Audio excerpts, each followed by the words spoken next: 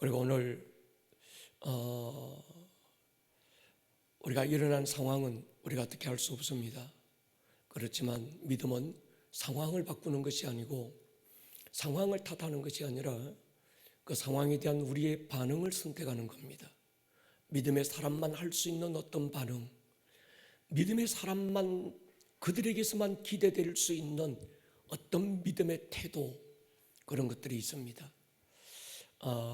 불평과 원망보다 우리가 이런 상황에서 주님의 음성을 듣고 이런 상황에서 주님은 우리에게 뭘 말씀하시는가, 오히려 더 주님께 한 걸음 더 가까이 다가갈 수 있는 그런 시간들이 될 수 있기를 부탁의 말씀을 드립니다.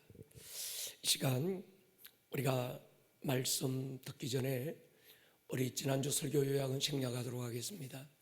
이 시간 여러분 한번 기도하고 여러분 계신 그 자리에서 유튜브에서 때로는 어떤 분은 이 시간 병상에서 예배하는 분들도 있을 거예요.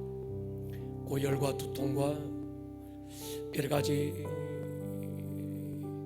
고통스러운 상황 속에서 예배하는 분들도 계시고 어떤 분은 제한된 상황 속에서 예배하는 분들도 계실 겁니다. 그러나 이 시간 바울과 실라가 빌립보 지하 감옥에서 갇히잖아요. 묶입니다. 어떻게 할 수 없는 자기 잘못이 아님에도 불구하고 제한된 상황 속에 갇혔을 때 그들이 했던 건 찬양과 기도였습니다. 하나님, 오늘 이 한 시간 이 예배를 통해서 빌립보 지하 감옥에 일어났던 그 땅을 진동시킨 하나님의 역사가 동일하게 일어나게 해주십시오. 모든 결박이 끌어지고 모든 착고가 풀어지게 해주십시오. 이 시간 우리가 찬양하고 예배할 때 하나님 하늘문이 열리게 해주시고 주께서 자유케 하시는 주님의 은혜를 경험하게 해주십시오. 또 다윗이 상황을 바라보지 않고 오직 주님의 아름다움만 바라보았던 것처럼 오늘 이 예배 가운데 하나님, 우리 모든 성도들이 오늘의 상황을 바라보지 않게 해주시고 내 하나님의 아름다움을 집중할 수 있게 도와주십시오. 내 주님을 갈망하게 도와주십시오. 주의 영광을 우리로 보게 해주십시오. 이 시간 여러분들의 모든 상황 속에서 두 손 번쩍 들고 우리 시간 한번 믿음으로 선포하고 주여 한번 부르고 통성으로 기도할 것입니다. 주여, 주여. 살아계신 나의 하나님 아버지요, 오늘의 이 예배 하나님도 잊을 수 없는 예배이기를 원합니다. 온 교회가 잊을 수 없는 예수의 흔적을 남기는 주여 바로 그 예배가 되기를 기도합니다. 제한되고 여러 가지의 답답한 현실 속에서 우리가 예배하지만 주여 오늘의 이 예배를 보시옵소서. 주여 이 예배자들을 기억해 주십시오. 예배하다가 찬양하다가 말씀 듣다가 주의 성령님의 강력한 임재를 경험하게 도와주십시오. 저들을 짓누르고 있는 마음의 모든 두려움이 떠나가고 모든 염려가 떠나가고 모든 이 통증의 영들이 떠나가게 해주십시오. 불어놓아 다니게 하라, 자유케 해라. 주님 자유의 기름 부음을 주십시오. 성령님 역사해 주십시오. 우리가 이 시간 하나님을 예배할 것입니다. 주님의 영광을 보여주십시오. 주의 거룩한 임재를 경험하게 해주십시오. 우리가 하나님만을 집중할 것입니다. 주님의 아름다움만을 보기로 결정했습니다. 성령님 역사하여 주옵소서. 오 주님 역사하여 주십시오. 전쟁이 일어나고 원수가 살을 먹으려고 달려들고 대적들이 일어나 진을 치고 있지만 다윗은 오직 하나님의 아름다움을 바라보기로 결정했습니다. 주의 성전에서 주님을 사모하는 그 마음 하나 내어놓고 그의 시선을 하나님께 집중시키기로 결정했습니다. 오늘 이 시간도 어떤 이는 병상에서 예배합니다. 어떤 이는 불안하고 두려운 상황 속에서 예배합니다. 어떤 이는 염려와 근심 속에 있을 수도 있습니다. 오늘 이 시간 거룩한 손을 들고 우리 주 예수님의 이름으로 선포합니다. 모든 두려움의 영은 끊어질지어다. 모든 염려와 모든 낙심의 영들은 예수의 이름 앞에 떠나갈지어다. 샬롬의 기름 부음이 임할지어다. 주님의 영광을 우리로 보게 해주십시오. 각 교우들의 가정마다 병상의 주님 찾아가셔서 라파의 손으로 만져주시고 주님 영광을 드러내 주옵소서. 우리 시간 주님을 예배합니다. 주님 말씀하여 주십시오. 우리가 듣겠습니다. 예수님 이름으로 축복하고 기도 올립니다. 아멘. 오늘 특별히 예배는 낙심과 불안과 두려움과 어떤 이는 여러 가지 통증 속에서 예배하고 있는 그분들에게 특별한 위로가 있기를 바라고, 하나님께서 우리의 이 예배를 기억하실 줄 믿습니다. 우리 교회도 틀림없이 기억할 것입니다. 오늘의 이 상황 속에서 하나님을 예배했던, 그럼에도 불구하고 서로가 하나가 돼서 분명히 일어났던 오늘의 이 모습들을 우리 교회는 기억할 것입니다. 오늘부터 에베소서가 시작이 됩니다. 같이 한번 읽겠습니다. 에베소서 1장 1절로 2절 같이 한번 읽겠습니다. 시작. 하나님의 뜻으로 말미암아 그리스도 예수의 사도된 바울은 에베소에 있는 성도들과 그리스도 예수 안에 있는 신실한 자들에게 편지하노니, 하나님 우리 아버지와 주 예수 그리스도로부터 은혜와 평강이 너희에게 있을지어다. 아멘. 하나님 우리 아버지와 주 예수 그리스도로부터 은혜와 평강이 예비하는 모든 성도와 교회에 있기를 주의 이름으로 축원합니다. 코로나는 역사의 모든 흐름과 방향을 바꾸어 놓았습니다. 제가 기도의 집에 앉아서 하나님께 여쭈었습니다. 하나님, 코로나 이후 저를 어디로 이끄실 건가요? 하나님, 코로나 이후 우리 교회를 어디로 이끌고 가실 건가요? 주님이 선명하게 말씀하셔서요, 이 목사 깊은 곳에 그물을 내려라. 내가 너희를 깊은 곳으로 이끌고 갈 것이다. 성전 문제방에서 흘러나온 물이 처음에는 발목을 적셨습니다. 그런데 그 물이 멈추지 않고 계속 차올라 드디어 무릎을 적셨어요. 물은 멈추지 않고 계속 불어나서 허리에 차올랐고 가슴을 넘고 있었습니다. 물은 더 깊어져서 헤엄치지 않고는 건널 수 없는 깊은 강을 만들었습니다. 이 강이 성전을 넘어서 삭막한 아라바 광야로 흘러갔고, 강물은 점점 불어나고 깊어져서 죽음의 바다 사해로 흘러들어갔고, 그 죽음의 바다에 물고기들이 펄떡거리며 뛰기 시작했습니다. 메마른 광야의 과일나무들이 사철 열매가 멸리기 시작합니다. 그리고 그 잎사귀가 만병을 치료하는 약재가 되었습니다. 지금은 우리 교회는 깊이로 나아갈 시즌입니다. 동의하십니까? 깊어야 넘칩니다. 넘쳐야 성전 밖으로 흘러서 이 세대를 치유하고 이 세상을 살리게 될 것입니다. 그래서 우리 교회는 이 새로운 시즌, 10days 리바이벌을 통해서 하나님께서 우리 교회에 또 한 번 새로운 시즌을 선포하실 때, 하나님은 우리 교회에 깊음에 도전하는 시즌을 허락해 주셨습니다. 여러분, 우리는 넘침에 도전할 것입니다. 주님은 우리와 우리 모든 교회를 깊음과 넘침으로 초대하셨습니다.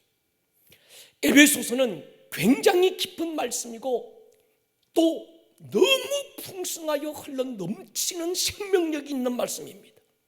그래서 에베소서가 강해되고 진행되는 동안 여러분들의 영적 깊이를 측정해 보십시오. 내가 발목 신앙인가? 아니면 나의 영적 수준이 무릎 수준인가? 아니면 나의 영적 수준이 허리까지 차올라 있는가?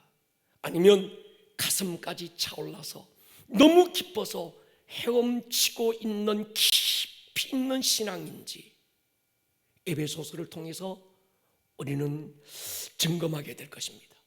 사랑하는 여러분, 우리의 상황은 답답할 수 있습니다. 어려울 수 있습니다. 그러나 답답하고 어려운 상황을 보지 말고 기쁨을 사모할 수 있기를 축복합니다. 더 깊어지기를 갈망하십시다. 기쁨이 기쁨을 부르는 법입니다. 깊이는 또 다른 말로 친밀함이라고 표현할 수 있습니다. 여러분, 이젠 뜨거움만으로는 안 되는 시대입니다. 기쁨이 힘입니다. 친밀함이 이깁니다. 주님은 우리를 뜨거움의 자리에서 기쁨과 친밀함의 자리로 이끄실 것입니다. 이 시즌의 철야에서 아가스가 선포되고 주일에는 에베소서의 깊은 말씀을 하나님께서 우리에게 열어주실 것입니다. 이젠 우리 모두는 기쁨에 도전하십시다. 할렐루야. 우리는 뜨거움도 경험했고 크기와 높이도 이미 경험했습니다. 세계 50대 교회 가운데 23개 교회가 한국에 있었습니다. 그러니까 세계 교회 가운데서 가장 큰 교회 절반이 대한민국에 있었습니다. 장로교 가운데 가장 큰 교회가 한국에 있었습니다. 세계에서 감리교 가운데 가장 큰 교회가 대한민국에 있었어요. 침례교 가운데, 순복음 가운데 가장 큰 대형 교회가 대한민국에 있었습니다. 짧은 선교 역사에서 이런 예가 어디에도 찾아볼 수 없었습니다. 인구 대비, 선교 역사 대비 가장 많은 선교사를 세계에 파송한 교회가 대한민국 교회입니다. 세계적으로 10,000명 이상 들어가서 예배할 수 있는 예배당을 가진 나라가 몇이 안 됩니다. 근데 우리나라에 몇 개나 됩니다. 뜨거움으로는 한국 교회를 따라올 교회가 없었습니다. 우리가 부르짖는 기도 주여 삼창은 한국이 전 세계 교회에 수출했습니다. 아프리카를 가거나 중앙아시아가 보면 그 사람들이 한국말을 모르는데도 그 사람들은 주여 삼창하면 주여 합니다. 예, 그 롤 막 이렇게 하지 않고 주여 하는 건 우리 대한민국 선교사님들이 가서 주여를 배워준 거예요. 그러니까 우리나라 말 주여는 전 세계 공통어가 되고 있는 이런 상황입니다. 하우스 오브 프레이는 있는데 마운틴 오브 프레이는 우리밖에 없습니다. 김원약 선교사님이 한강 이북에 산기도파가 있다고 말씀하셨는데 한강 이남에 가장 강력한 산기도파가 김천 용문산파였습니다. 제가 용문산 기도원 기도파 한 줄기였습니다. 그런데 여러분, 이젠 뜨거움 하나만으로는 안 되는 시대입니다. 이전 과거에는 한국교회 뜨거움이 통했던 시대입니다. 얼마나 뜨거운가, 얼마나 부르짖는가, 이것이 영적인 힘이었습니다. 여러분, 오늘 이 시대는 뜨거움만으로 통하지 않는 시대가 왔습니다. 이젠 깊이입니다. 크기는 의미가 없습니다. 하나님은 대한민국 교회에 큰 크기를 주셨지만, 외적 성장을 주셨지만 하나님은 크기에 실망했습니다. 하나님이 주신 크기와 숫자의 힘으로 뭔가 할 것이라고 기대했는데 하나님의 기대가 코로나 하나로 무너져버리고 말았습니다. 이젠 개인과 개교의 수준을 넘어서야 합니다. 나를 위한 신앙, 이런 이기적인 신앙으로는 이길 수 없습니다. 우리는 나를 바라보는 것이 아니라 눈을 들어 주를 바라보아야 합니다. 자기 자신은 그만 묵상하고 그만 보기로 결정하십시다. 우리는 눈을 들어 주를 볼 수 있기를 주의 이름으로 축원합니다. 또 하나 그만해야 될 게 있습니다. 은혜는 그만 구해야 됩니다. 은혜는 그만 받기로 결정하십시다. 은혜 구할 만큼 구했고 받을 만큼 은혜 받았습니다. 은혜 받는 열심은 세계 어느 민족도 어느 교회도 따라올 수 없는 열심이 한국 교회에 있었습니다. 우리만큼 큰 은혜 받은 나라가 어디 있고 우리만큼 큰 은혜 받은 교회들이 세계 어디에 있습니까? 은혜를 받는 목적이 무엇입니까? 무엇 때문에 그렇게 은혜를 사모합니까? 은혜가 모자라서 불충분합니까? 여러분, 은혜가 모자라는 게 아니라 깊이가 없어서 문제입니다. 은혜가 잘못됐다는 말 아닙니다. 오해하지 마십시오. 받은 은혜가 자기 안에서 소멸되고 더 깊은 곳으로 흐르지 못하는 것이 문제입니다. 얕은 웅덩이 물은 쉽게 자연 정발되고 바닥을 드러낼 수 있습니다. 교회 안에서 자연 정발되어 버리고 세상에 흘러갈 은혜가 없는 겁니다. 세상으로 흘려보낼 은혜가 없어요. 왜요? 깊이가 없는 거예요. 얕아서 그런 겁니다. 이젠 은혜 받고 눈물 콧물 흘릴 때는 지났습니다. 성령으로 권능받고 우리 모두는 땅끝까지 가야 될 때인 줄로 믿습니다. 은혜 중독에서 벗어나십시오. 우리는 그동안 은혜 받고 돌아서면 또 쏟아버리고 또다시 받을 은혜만 기대했습니다. 그것이 신앙생활의 전부인 줄 알았습니다. 어디에 가면 능력 있는 어떤 목사님께 안수 받으면, 어느 목사님의 설교를 들으면 더 큰 은혜를 받을 수 있을까? 충혈된 눈으로 유튜브를 검색하고 여기저기 서칭하는 얕은 신앙에서 벗어나야 합니다. 죄송합니다. 유튜브 검색 그만하십시오. 이 설교 저 설교 구독 그만하십시오. 이 설교 저 설교 듣다 보니 심령에 굳은 살이 배겨서 웬만한 설교로는 감동조차 안 옵니다. 뒤죽박죽돼서 자기도 헷갈려서 복음을 설명하라 그러면 듣는 건 잘하는데 설명할 내용이 없습니다. 어느 목사님이 1시간 설교 끝나고 성도들에게 물었답니다. 오늘 설교 가운데 어떤 부분이 가장 큰 은혜로 남았습니까? 어떤 분은 목사님의 설교 예화 가운데 스티브 잡스 이야기에 은혜 받았다고 눈물 흘렸답니다. 어떤 분은 조지 뮬러의 어떤 생애에 은혜 받았다고 눈물 글썽여요. 어떤 분은 조나단 에드워드의 생애를 통해서 은혜 받았다고 말합니다. 여러분, 스티브 잡스가 대단한 일을 한 건 사실이지만 그가 어떤 탁월함으로 대단한 업적을 이루었어도 그의 업적이 복음이 아니고 생명이 없습니다. 사람들의 이야기는 그저 혼적이고 머리의 지식이고 감정에 머물 수 있습니다. 우리는 뛰어넘어 진리에 잡힐 수 있기를 주의 이름으로 축원합니다. 진리가 우리를 자유케 하는 거예요. 주의 말씀만 우리에게 진리인 줄 믿습니다. 말씀의 근만 모든 결박을 끊어버릴 수 있습니다. 바울의 충고처럼 우리의 신앙이 어린 아기의 신앙으로 남아서 젖만 먹고 단단한 것을 소화시킬 힘이 없는 거예요. 그러다 보니까 내가 믿고 있는 이 신앙에 대한 기쁨이 없어요. 너무 얕아서 그런 겁니다. 매일 젖만 먹고 있으니까 그 신앙의 감격도 기쁨도 누릴 수가 없게 되는 겁니다. 이렇게 말씀드려 죄송합니다.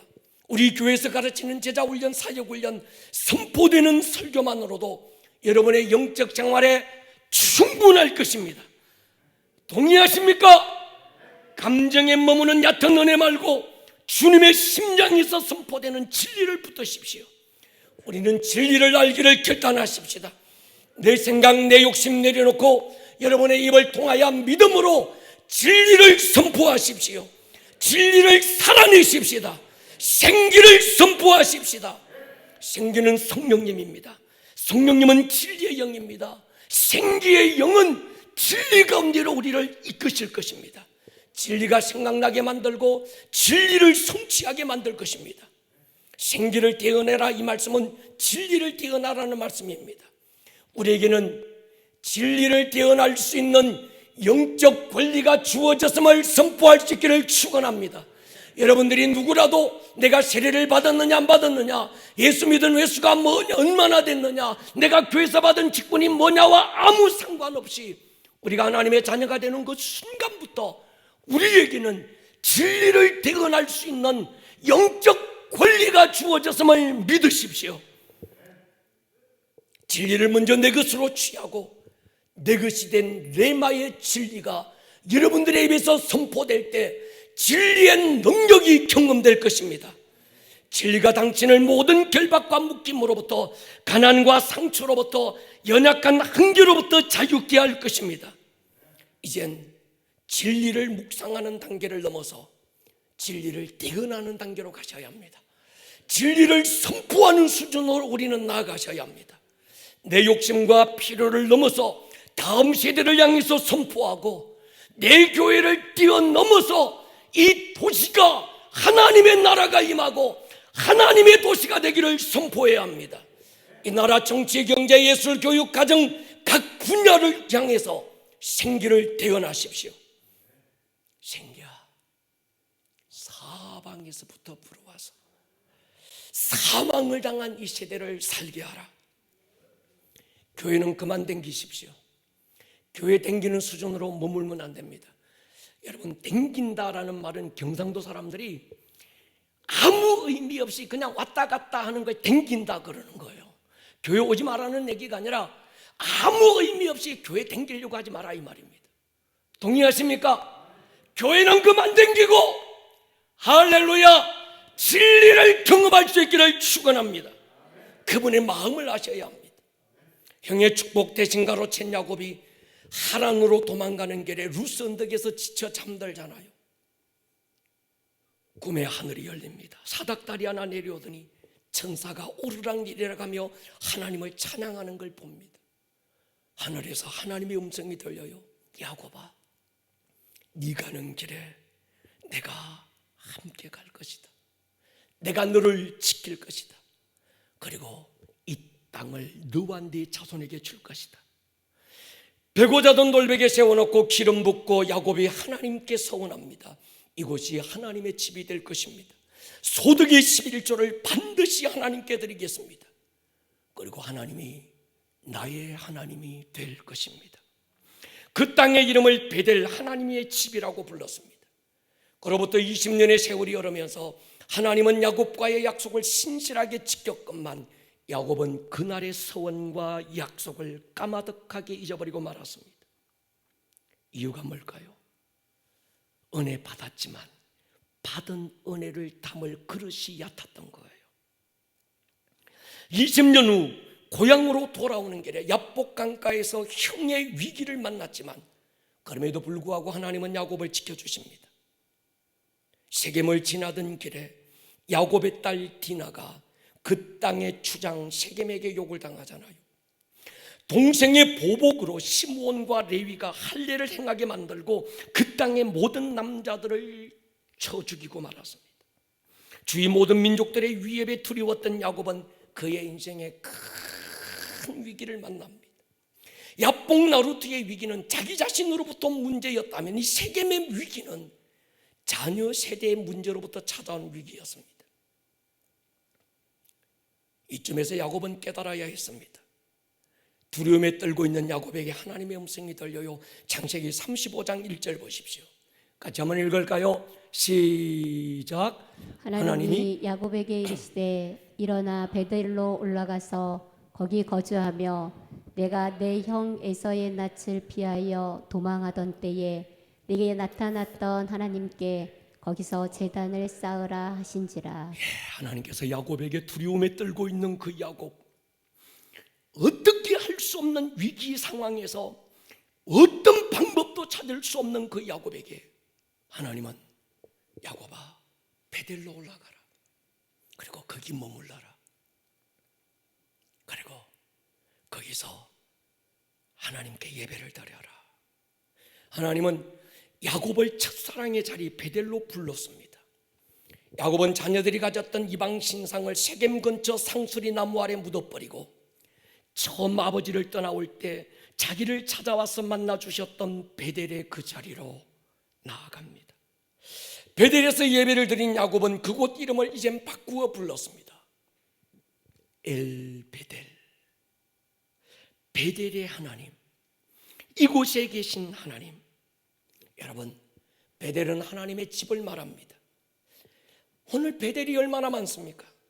십자가 네온이 걸린 교회들이 얼마나 많습니까? 그런데 그 베델에 엘 되시는 하나님, 그 집의 주인 되신 하나님이 그 베델에 없는 거예요. 그분이 찾으시는 진정한 예배자가 없는 겁니다. 엘 베델이어야 되는데 그저 베델이라는 껍데기만 있는 거예요. 룻기에 나오는 비참한 스토리는 떡집이라고 이름하는 베들레헴에 떡이 없다는 웃기는 이야기입니다. 룻기는 웃기는 이야기예요. 이젠 베델만으로 안 되는 거지요. 떡이 없는 떡집만, 그 이름만으로 안 되는 겁니다. 베델로 가야 합니다. 하나님과의 만남이 있는 엘베델이어야 합니다. 여러분들이 자녀의 문제가 있습니까? 사실은 부모의 문제예요. 야곱이 베델에서 서원을 잊어버리고 하나님과의 약속을 잊어버린 겁니다. 다시 엘베델로 올라가셔야 합니다. 다시 첫사랑의 예배 자리로 머물러셔야 합니다. 주일에 선포되는 에베소서가 금요철야에서 선포되는 아가서가 우리 온 교회를, 온 성도님들을 다시 엘베델의 자리로 이끄실 줄로 확신합니다. 에베소서는 바울의 인사로 문을 열고 있습니다. 근데 오늘 바울의 인사가 좀 특별합니다. 우리가 누군가에게 인사할 때 인사받는 대상에 따라서 인사의 내용이 다르고 인사하는 사람의 태도가 달라요. 어린아이에게 인사할 때와 어르신들에게 인사할 때는 태도가 다른 거지요. 친한 친구에게 하는 인사와 처음 만나는 사람에게 하는 인사는 격이 다른 거지요. 우리가 바울 서신서를 보면 바울은 항상 어느 교회에게 편지를 보낼 때 가장 먼저 서두에서 인사를 합니다. 근데 그 인사는 그냥 하는 인사가 아닙니다. 여러분, 바울만큼 성격이 섬세하고 치밀하고 완벽한 사람은 드뭅니다.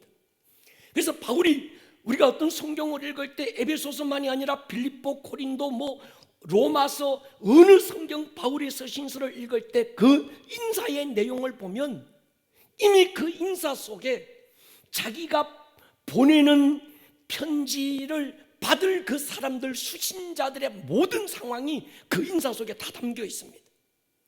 오늘 에베소서라고 하는 이 에베소 교회에게 하는 인사도 그런 의미에서 굉장히 중요한 것 같습니다. 바울은 에베소 교회 성도들이 하나님 앞에서 얼마나 귀하고 소중한 존재인지를 알고 있었습니다. 에베소 교회 성도들을 바라볼 때 세상적으로는 별 볼 일 없는 사람처럼 보일 수 있었습니다.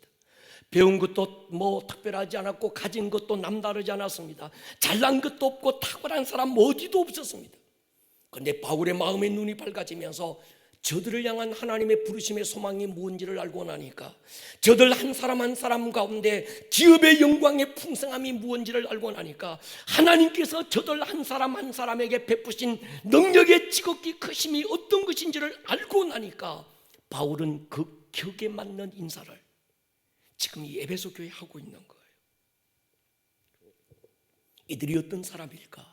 3절 4절에 보면 하늘에 속한 모든 신령한 복을 받은 자들, 창세전부터 그리스도 안에서 사랑 안에서 기쁘신 뜻대로 하나님께 예정된 자들, 이런 신분과 격에 맞는 인사가 지금 나온 거예요. 여러분, 오늘 스스로에게도 다른 사람을 향해서도 오늘 바울이 열렸던 이 눈이 열릴 수 있기를 주의 이름으로 축원합니다. 당신도 당신 곁에 앉은 그 사람도, 어쩌면 그 상대가 여러분들의 자녀일지라도 누구라도 창세 전에, 세상이 창조되기 전에, 하늘과 해와 달과 별들이 만들어지기 전에 그 한 사람 그리스도 예수 안에서 하늘에 속한 모든 신령한 복을 부어주기로 예정된 자들이라는 거예요. 하나님의 사랑 안에서 기쁘신 뜻대로 예정된 자들, 그리스도 예수 안에서 은혜와 영광의 찬송이 될 자들, 이런 존재적 가치를 두고 자기를 대하고, 이런 존재적 가치를 인정하고 상대방을 대할 때 거기서 그리스도의 사랑이 나타나게 되는 거죠. 여러분, 눈에 보이는 것만으로 그 사람을 판단하면 안 됩니다. 우리는 사람의 외모로 보지만 하나님은 우리의 중심을 보시는 거지요. 주님이 바라보시는 눈으로 나 자신을 보는 눈이 열려야 됩니다. 내가 공부를 잘한다 못한다, 내가 스펙이 있다 없다, 내가 어떤 탁월한 어떤 재능이 있다 없다, 그 아무 상관없이 소유가 아니라 내 존재 자체를 하나님은 어떤 눈으로 보고 계시는가, 오늘 이 시즌에 하나님이 그걸 여시는 거예요. 그게 아가스의 핵심이고 그게 에베소서의 핵심인 거죠. 에베소서를 알면 자존감이 달라집니다. 에베소서를 알면 존재의 의미가 달라집니다. 왜 내가 창조되었는지, 왜 태어났는지, 왜 구원받았는지, 오늘 내가 뭘 위해서 살아야 되는지, 내가 신앙생활을 해야 되는 이유와 목적이 뭔지, 왜 예수를 믿어야 되는지, 거기에 대한 정확한 답이 에베소서에 있습니다. 이 바울이 에베소 교회에게 인사하는 두 부류의 사람들이 있습니다. 한 부류의 사람은 성도라 이름하는 사람이고, 또 한 부류의 사람은 그리스도 예수 안에 있는 신실한 자들. 성도와 그리스도 예수 안에 있는 신실한 자, 다른 부류의 사람들일까요? 같은 사람들일까요? 이 부분에 대해서 신학자들마다 의견이 분분합니다. 그러나 제가 볼 때 에베소서 전체적인 내용을 알고 이 부분을 보면 이 둘은 같은 사람이면서 또 다른 사람입니다. 여기서 말하는 성도는 선민 유대인을 말합니다. 유대인들은 태어나면서부터 어떤 자부심을 가지는가 하면, 나는 선민이다, 나는 선택된 백성이야, 나는 아브라함의 자손이야, 나는 거룩한 백성이라고 하는 자부심을 유대인들은 다 가지고 태어납니다. 그래서 이스라엘에 가서 거룩한 사람, 성도, 선민하면 유대인들은 그건 나야, 그렇게 다 인정해요. 그러니까 여기서 성도 이 말은 누구를 말하는가 하면, 유대인이면서 그리스도교 예수님을 만나서 구원받아 교회의 한 공동체 안에 뛰어들어온 유대인 크리스찬들을 얘기합니다. 그리스도 예수 안에 있는 신실한 사람들, 이들은 이방인인데 그 이방인들 가운데 예수님을 만난 그리스도인들을 얘기하는 거지요. 여러분, 에베소서 2장을 넘어가 보면 유대인과 이방인들의 연합이라고 하는 대주제를 바울은 꺼내고 있습니다. 유대인과 이방인이 십자가로 담을 허물고 하나가 되어서 한 성령님 안에서 한 아버지께 나아가게 될 텐데, 그 일을 이룰 한 세 사람 원유맨에 대한 비밀을 풀어주고 있습니다. 그러면서 이방인들에게 이렇게 선포합니다. 에베소 2장 보십시오. 11절, 그러므로 생각하라. 너희는 그때 육체로는 이방인이요 손으로는 육체에 행한 할례를 받은 무리라 칭하는 자들, 유대인들이죠. 그들로부터 할례받지 않은 무리라 칭함을 받은 자들이라. 그때 너희는 그리스도 밖에 있었고 이스라엘 나라 밖에 사람이라. 약속의 언약들에 대하여는 외인이요 세상에서 소망도 없고 하나님도 없는 자였다. 그런데 이제는 전에 멀리 있던 너희가 그리스도 예수 안에서 그리스도의 피로 뭐 했다고요? 가까워졌다. 이방인이 그리스도 예수 안에서 이런 존재가 되었다 선포하는 거예요. 그래서 18절 19절에 보면, 이는 그로 말미암아 우리 둘이 한 성령 안에서 아버지께 나아감을 얻게 하려 하심이라. 그러므로 이제부터 너희는 외인도 아니요 나그네도 아니요 오직 성도들과 동일한 시민이요 하나님의 권속 가족이라는 거예요. 이제부터 너희는 할 때 이 너희는 누군가 하면 이방인 크리스찬들, 그들은 외인도 아니고 나그네도 아니고 성도들, 선민으로 택함받은 아브라함의 자손이 됐다는 겁니다. 아브라함의 자손과 동일한 시민이 됐고 하나님의 가족이 됐다고 선포하는 거예요. 자세한 내용은 2장을 강해할 때 우리가 좀 더 깊이 풀어보기로 하겠습니다. 바울이 지금 에베소서를 열면서 에베소 성도들에게 첫 인사를 하고 있지만, 그냥 밥 묻나? 오래간만이네. 뭐하고 지내노?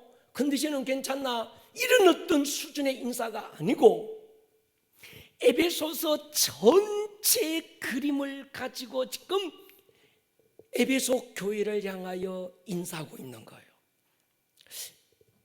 여러분, 가정에서 전달이 잘 될지 모르겠지만 이해가 되면 댓글로 아멘 해주시기를 축복합니다. 여러분 보십시오. 저 사람이 거지인 줄 알았는데 알고 보니까 왕의 아들이었어. 천한 무술인 줄 알았는데 알고 보니까 왕의 공주였어. 그냥 배고픈 가난뱅이 거지인 줄 알았는데 이몽룡이가 암행 의사였어. 춘향이 엄마의 태도가 달라지기 시작하는 거예요. 여러분, 우리 성경에 나오는 머비보셋이라는 이름하는 사람이 있는데, 자기는 다리도 절고 가난한 거지인 줄 알았습니다. 그러나 어느 날 다윗이 사람을 보내서 머비보셋을 찾아와요. 사울의 집에 남은 아들이 있느냐? 요나단이 죽고 5살 난 갓난 아이를 유모가 업고 도망가다가 떨어뜨리는 바람에 2 다리를 절었습니다. 다윗이 머비보셋을 찾을 때 그는 로드발 암미엘의 아들 마길의 집에서 거지처럼 얻어먹는 신세로 살고 있었습니다. 다윗이 사람을 보내서 그에게 말해요. 머비보셋아, 너는 거지가 아니야. 너는 장애인이 아니야. 너는 가난뱅이가 아니야. 너는 왕의 자손이다. 너는 왕의 아들이다. 이제는 왕의 상에서 밥을 같이 먹는 나의 아들이 될 것이고 너는 나의 가족이 될 것이다. 그 말 한마디에 머비보셋은 자기 자신을 태하는 태도가 달라집니다. 전에는 스스로를 죽은 개처럼 여겨서요, 그런 그가 왕이 부르는 순간에 사울의 모든 재산을 물려받게 되고 죽은 개가 아니라 존귀한 왕의 아들이 되는 거예요. 지금 오늘 바울은 에베소 교회에 있는 성도들에게 특별히 성도, 유대인 태어나면서부터 선택된 거룩한 백성이라고 구분되어 태어난 아브라함의 자손들, 그들에게 또 전에는 소망 없고 전에는 아무런 가능성이 없는, 약속으로는 외인이고 하나님의 어떤 그 은총을 입을 자격이 아무것도 없는 자들, 이방인들, 그들이 그리스도 예수 안에서 한 가족이 되고 한 하나님의 자녀가 되고 한 패밀리가 됐다는 거예요. 할렐루야. 여러분, 우리가 여기서 귀가 열려야 됩니다. 성도라고 하는 선택된 아브라함의 자손들만 아니라 그리스도 예수 안에서 신실한 자들, 이방인들도 아브라함과 같은 약속을 받고 같은 약속에 참여하고 같은 복을 받게 되었는데, 이유는 그리스도 예수 안에서 그의 피로, 십자가의 은총으로 하나가 된 거예요. 할렐루야. 여러분, 그런 의미에서 성도와 그리스도 예수 안에서 신실한 자들, 다른 그룹이 아니죠. 같은 그룹이죠. 다른 그룹일 수 있습니다. 하나는 유대인이고 하나는 이방인들, 다른 그룹일 수 있지만, 그러나 그리스도 예수라고 하는 그분 안에서 바라볼 때 이들은 다른 그룹이 아니라 같은 그룹인 거예요. 갈라디아 3장을 보십시오. 같이 한번 읽을게요. 7절 9절 시작. 그런즉 믿음으로 말미암은 자들은 아브라함의 자손인 줄 알지어다. 그러므로 믿음으로 말미암은 자는 믿음이 있는 아브라함과 함께 복을 받느니라. 할렐루야. 그렇습니다. 이방인들이 그리스도 예수 안에서 성도가 되었고 아브라함의 자손으로 태어난 유대인들도 그리스도 예수 안에서 신실한 자가 된 거예요. 이건 배운 지식, 가진 스펙, 타고난 금수저, 흙수저, 똥수저 그런 얘기가 아닙니다. 내 존재적 자아를 얘기하는 거예요. 그리스도인이 누군가? 그리스도인이 어떤 사람인가? 성도이고 그리스도 안에서 신실한 자들. 할렐루야. 당시의 유대인들은 이방인들을 죽은 개처럼 여겼어요. 이들은 약속도 없고 천국도 없고 소망 없는 자로 여겼습니다. 그가 아무리 잘나고 많이 배우고 스스로를 금수저라 여겼어도 하나님 보실 때 그랬다는 거예요. 이런 우리가 그리스도 안에서 성도가 되고, 동의하십니까?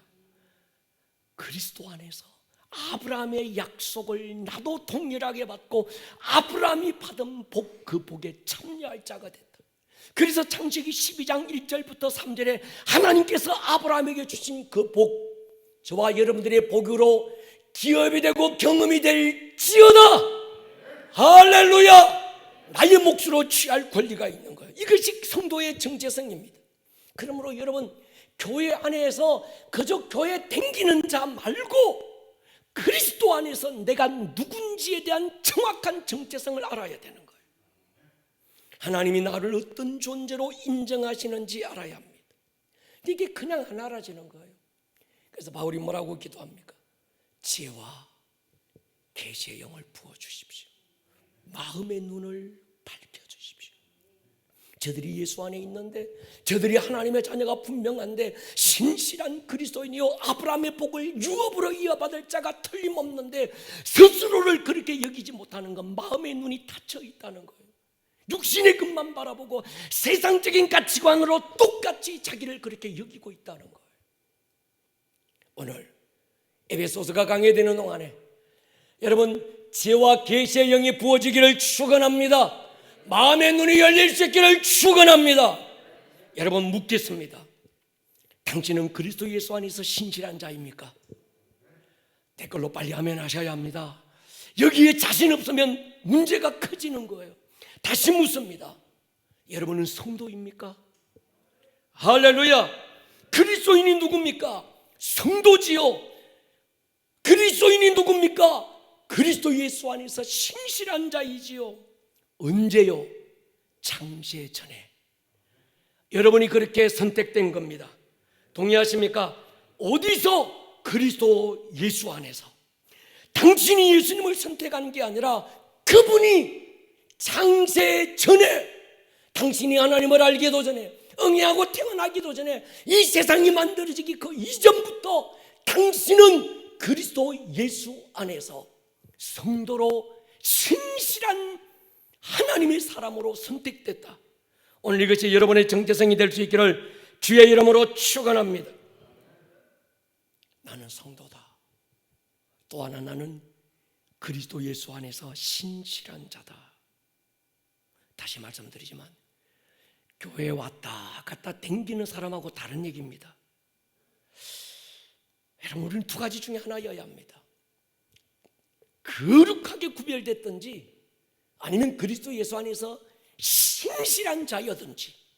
할렐루야. 지금 바울은 그 사람들에게 이 에베소서를 쓰고 있는 거예요. 여러분이 이 에베소서의 수신자가 되려면 둘 중에 하나여야 됩니다. 유대인처럼 처음부터 아브라함의 자손으로 태어났든지 아니면 이방인이지만 그리스도 예수 안에 들어와서 너는 신실한 자라 하나님으로부터 인정을 받는 자이든지. 여러분은 이 편지를 수신할 준비가 되어 있습니까? 우리가 에베소서 첫 문을 열기 전에 우리가 이 마음의 준비를 하는 거예요. 내가 과연 어떤 자인가? 나는 이 에베소서를 통해서 바울이 에베소 교회 두 부류의 사람들에게 이 편지를 보내고 있는데, 에베소 교회 성도들에게 보내는 편지가 아니라 나의 편지로 내가 받을 준비가 되어 있는가? 내가 누군가라는 거예요. 바울이 서신서 가운데 어떤 서신은 그리스도 안에 있는 모든 성도들에게 인사하는 편지도 있습니다. 근데 유독 에베소서만큼은 의도적으로 그리스도 예수 안에서 신실한 자라고 대상을 특정하고 있습니다. 그러므로 에베소서는 저는 그런 거예요. 하나님이 우리 교회 모든 성도들에게 주시는 말씀이다. 할렐루야. 그럼 여기서 그리스도 예수 안에서 신실한 자들은 어떤 사람들인가? 도덕적이고 윤리적인 그런 얘기 아닙니다.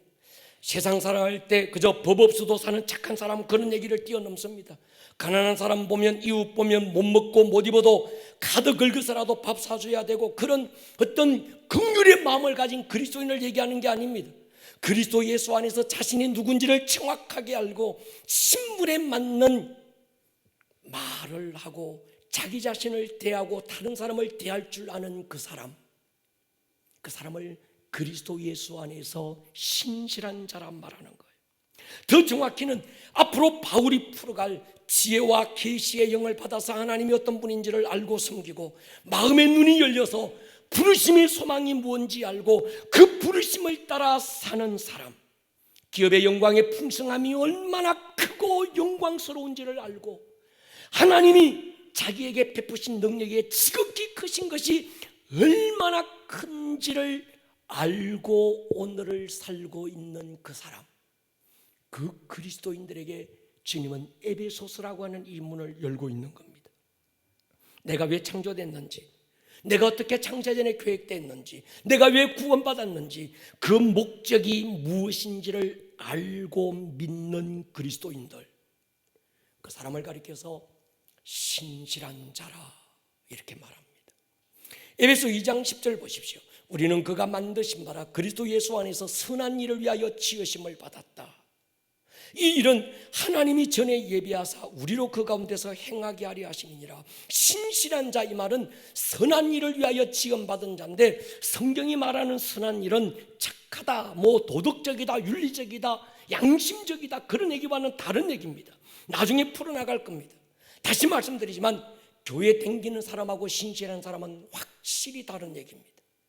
세례받았다, 그 말과도 다른 말입니다. 목사님, 내가 모태신앙인데요, 그것과도 다른 얘기예요. 내가 교회에서 받은 직분이 뭔데요? 그것과도 신실한 자와는 다른 얘기라는 거예요. 여러분, 교회는 댕기고 있는데 신실하지 않은 사람이 얼마나 많을까요? 십자가가 걸려 있어서 베델이라는 하나님의 집이라는 이름은 있는데 엘베델, 하나님이 그 집에 없는 베들레헴 떡집이라는 이름과 간판은 있는데 그 집에 떡이 없는, 생명의 말씀이 선포되지 않는 그런 빈집들이 얼마나 많을까요? 우리의 최고의 정체성은 성도입니다.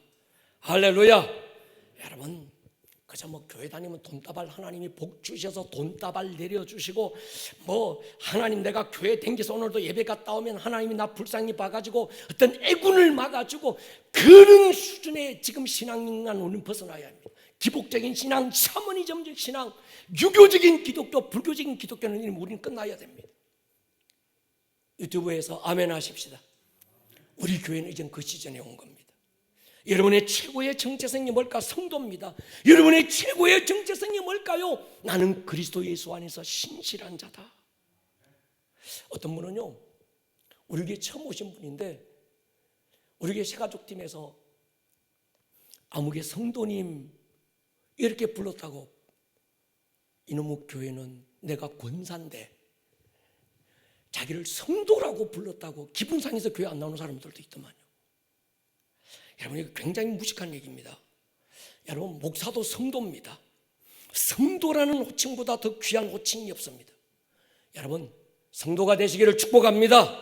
거룩하게 구별된 사람, 성도, 구별된 무리, 그 말입니다. 성도라 불려지기를 사모하십시오. 직분은 사명에 따라 주어진 것이고 성도는 존재에 대해서 하나님이 붙여주신 또 하나의 이름인 거죠. 천국 가면 목사도 장로도 없습니다. 성도만 있습니다. 성도는 하찮은 계급이 아닙니다. 집사 직분도 못 받은 초신자를 부르는 말, 그게 성도, 그런 얘기 아닙니다. 우리 주 예수 그리스도의 보배로운 피로 구별된 그 사람, 성도, 그 말입니다. 여러분, 누가 여러분들을 가리켜서 내가 장로님인데 아무개 성도님 그러거든 굉장히 기뻐하십시오. 할렐루야. 이놈의 교회는 질 수도 없나 벼. 내가 그래도 권사인데 말이야, 나를 권사가 아니라 성도라고 부르네. 저 사람이 나 무시하고 나 깜보는가, 있다고 이를 보지 말라는 얘기입니다. 성도라 불려지는 것 얼마나 위대한지 모릅니다. 성경은 아무나 성도라고 부르지 않습니다. 우리가 보통 어느 교회에 처음 오신 분에게 아무개 성도님하고 부르면 스스로 생각할 때 나는 구원의 확신도 없고 예수님을 주인으로 받은 적도 없다. 근데 누가 나보고 성도라고 부른다 그러면 얼른 나 아직 성도 아닙니다 이래야 됩니다. 할렐루야. 교회 갔는데 장로, 권사, 그리고 안수집사, 집사, 권찰, 아직 이 수준도 안 되는 사람을 성도. 그래서 나는 교회 초신자니까 성도예요. 난 아직 성경도 읽어본 적 없고 난 아직 잘 모르지만 그냥 성도예요. 이게 아니라는 얘기예요. 할렐루야. 어떤 분은 그 교회 가니까 형제님 그러잖아요. 이분이 집사인지 권사인지 어떻게 알아? 이건 처음 오신 분에게 자매님, 형제님 이러니까 이놈의 교회는 말이야 아주 영적으로 보는 눈이 없다고, 나를 그냥 자매라고 불렀다고. 자매, 형제는 가족이라는 뜻입니다. 할렐루야. 우리는 한 가족이라고 하는, 패밀리라고 하는 그 거룩한 또 하나의 이름을 붙여주셔서 형제, 자매라고 부르는데 마치 형제, 자매라고 부르면 자기 인격을 무시하고 신앙의 수준을 얕게 보는 것으로 우리가 착각한다는 거예요. 여러분, 그런 거 아닙니다. 할렐루야. 여러분 보십시오. 저는 목사입니다. 제가 장례를 많이 집례해서요 28살 목사가 되면서 올해까지 만 30년 사역하고 있는데 결혼 주례는 100번도 훨씬 더 했고 장례 주례는 200번을 더 한 것 같아요. 영정 앞에 그리스도인은 직분을 쓰고 아래에 이름을 씁니다. 근데 목사, 장로, 집사 이런저런 직분이 없이 그저 교회에 댕긴 사람들에게 쓸 것이 마땅치 않아서 영정 이름 위에다가 아무개 성도라고 쓰는 거 아닙니다. 지금은 제 자신을 볼 때 그래요. 목회 사역에서 질서를 따라 성도들이 저를 목사라고 부르고 있지만 어느 시점에서 목회 사역을 내려놓아야 되는, 은퇴를 해야 되는 때가 오면 저는 목사가 아니라 한 사람의 성도로 살고 싶어요. 성도라는 이름이 얼마나 영광스러운 이름인지 알기 때문인 겁니다. 이도 저도 모를 땐 그냥 형제님 하는 거예요. 그게 뭐 하찮게 보거나 무시해서가 아니고 우리는 가족입니다. 할렐루야. 예수의 피로 우리는 권속, 피로 가까워진 사이입니다. 남이 아닙니다. 우리가 남이가 가족이 돼. 이럴 때 우리는 형제님, 자매님 이렇게 부르는 거예요. 할렐루야. 바울은 그리스도인이 누군가? 그들은 어떤 사람인가? 성도고 신실한 자다. 이 말은요, 더 깊이 말씀드리면 내가 얼마나 깨끗한 삶을 살고 있는가, 과거에 내가 얼마나 깨끗한 인생을 살아왔는가, 내가 얼마나 정직한 삶을 살고 있는가, 나는 양심의 끓이김이 있는가 없는가, 그것과 다른 차원입니다. 내게서 얼마나 추한 냄새가 나고 얼마나 향기로운 냄새가 나고 그것과도 상관이 없는 얘기입니다. 존재적 가치를 두고 하는 얘기입니다. 내가 왜 선택됐는지, 내가 왜 구원받았는지, 그리스도의 피로 얼마나 가까워져 있는지 아는 사람. 아가서에서 우리가 또 충분하게 나눌 겁니다. 비록 금하나 넌 아름다워. 계달의 장막 같지만 넌 솔로몬의 휘장보다 사랑스러워. 존재적 가치를 두고 내가 쓰러지고 넘어지고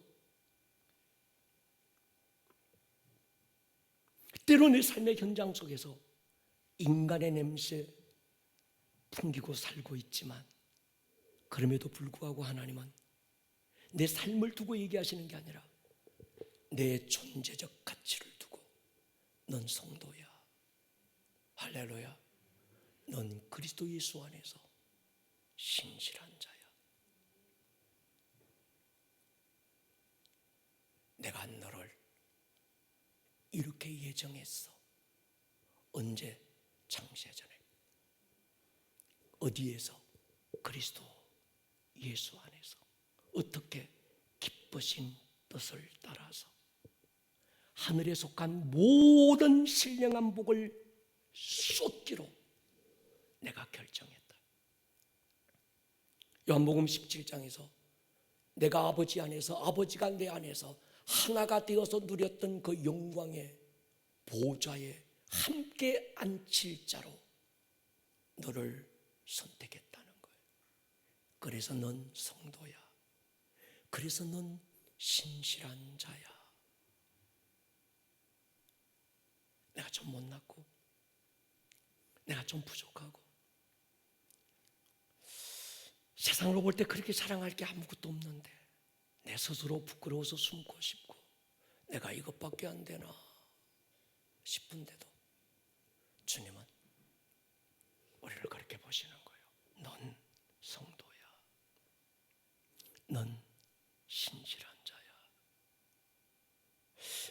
여기에 눈이 열린 다음에, 마음의 눈이 밝아져서 여기에 눈이 열린 다음에 에베소서를 읽어 나갈 때 에베소서 안에 지금껏 보이지 않았던, 지금껏 우리가 깨닫지 못했던, 지금껏 우리가 경험하지 못했던 하늘에 속한 신령한 비밀들이 우리 안에 풀어질 줄로 믿습니다.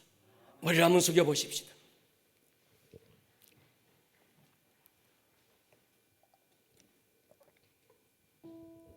사랑하는 여러분,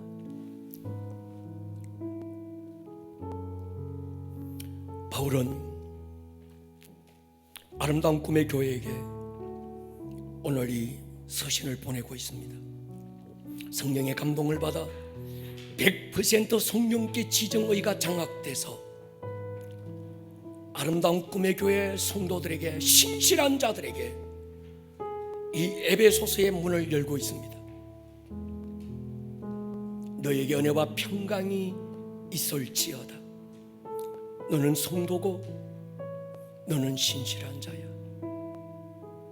내가 창세전에 너를 계획했다.